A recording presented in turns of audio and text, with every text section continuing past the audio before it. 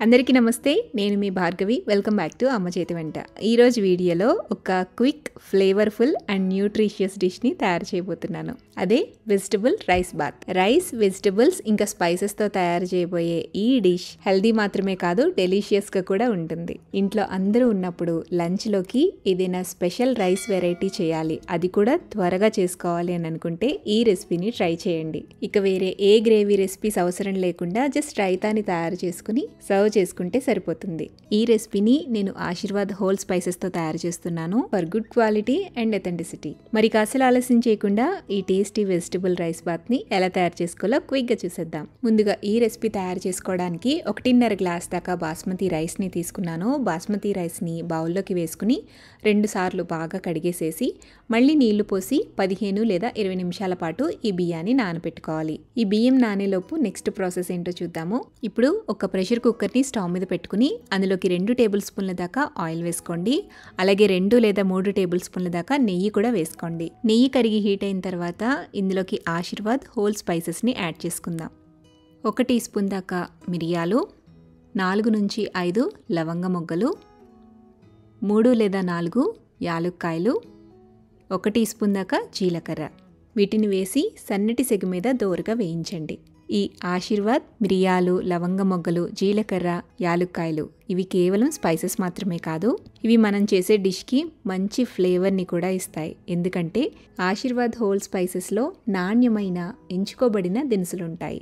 వీటిని దోరగా వేయించుకున్న తర్వాత ఇందులోకి 2 లేదా 3 టేబుల్ స్పూన్ల దాకా జీడిపప్పు పలుకులు కూడా వేసేసి దోరగా మంచి గోల్డెన్ రంగు వచ్చేంత వరకు వేయించండి.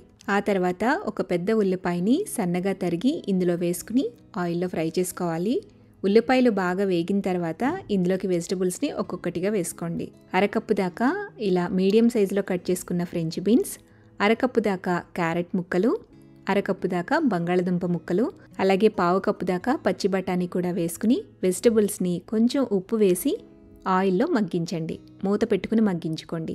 ఈ వెజిటబుల్స్ అనేవి కుక్ అయ్యేలోపు నెక్స్ట్ ప్రాసెస్ ఏంటో చూద్దాం. మిక్సీ జార్ తీసుకోండి. అందులోకి 1/2 కప్పు దాకా పచ్చి కొబ్బరి వేసుకోండి. 2 ఇంచుల దాకా అల్లాన్ని ఇలా కొంచెం పెద్ద ముక్కలుగానే కట్ చేసుకుని వేసుకోండి.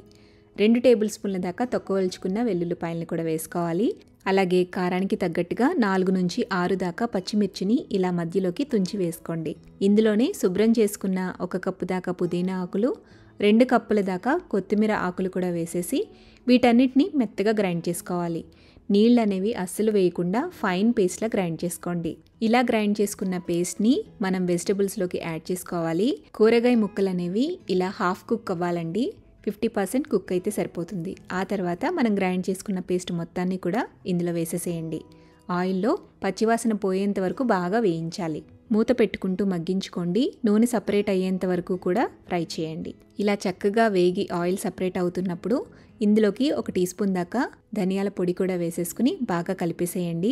నెక్స్ట్ మనం నానబెట్టుకున్న బాస్మతి రైస్ని నీళ్లు లేకుండా వాడ్ చేసుకుని ఈ కుక్కర్లోకి వేసేసుకోండి. రైస్ వేసిన తర్వాత 2 నిమిషాల పాటు మీడియం ఫ్లేమ్లో పేస్ట్తో పాటుగా కొద్దిగా ఫ్రై చేయండి. ఆ తర్వాత మనం ఏ గ్లాస్తో అయితే బాస్మతి రైస్ తీసుకున్నామో అదే గ్లాస్తో 2.5 గ్లాసుల దాకా నీళ్లు వేసుకోండి. అదే మీరు బాస్మతి రైస్ కాకుండా రెగ్యులర్ రైస్ యూస్ చేసినట్లయితే 1 గ్లాస్కి 2 చొప్పున 3 గ్లాసుల దాకా ఎసరు వేసుకోవాలి. నీళ్లు వేశాక అంతా ఒకసారి కలిపి సాల్ట్ని అడ్జస్ట్ చేసుకోండి. ఇప్పుడు మూత పెట్టేసేసి మీడియం ఫ్లేమ్లో జస్ట్ 1 విజిల్ రానివ్వండి. ఆ తర్వాత స్టవ్ ఆపి ప్రెషర్ అంతా పోయిన తర్వాత మూత తీసి మొత్తం ఒకసారి కలుపుకుని సర్వ్ చేసుకోవటమే. అంతేనండి, చాలా సులువుగా ఈ వెజిటబుల్ రైస్ బాత్ని అయితే కుక్కర్లో తయారు చేసేసుకోవచ్చు. పొడి పొడిగా చక్కగా వస్తుంది. లంచ్ బాక్స్లోకి కూడా చాలా త్వరగా చేసి పిల్లలకి స్కూల్కి పెట్టేసేయచ్చు. ఆశీర్వాద్లో ఉండే ప్రేమ మరియు ఆప్యాయతలతో కలగలిపి చేసిన ఈ రెసిపీ కనుక మీకు నచ్చినట్లయితే తప్పకుండా లైక్ చేయండి. మీరు ట్రై చేసి టేస్ట్ చేశాక మీ ఫీడ్బ్యాక్ని నాతో షేర్ చేయడం మర్చిపోవద్దు. ఈ రెసిపీని మీ ఫ్రెండ్స్తో, రిలేటివ్స్తో కూడా షేర్ చేయండి. మరెన్నో టేస్టీ, సింపుల్, క్విక్ రెసిపీస్ కోసం అమ్మ చేతి వంట ఛానల్ని సబ్స్క్రైబ్ చేయండి.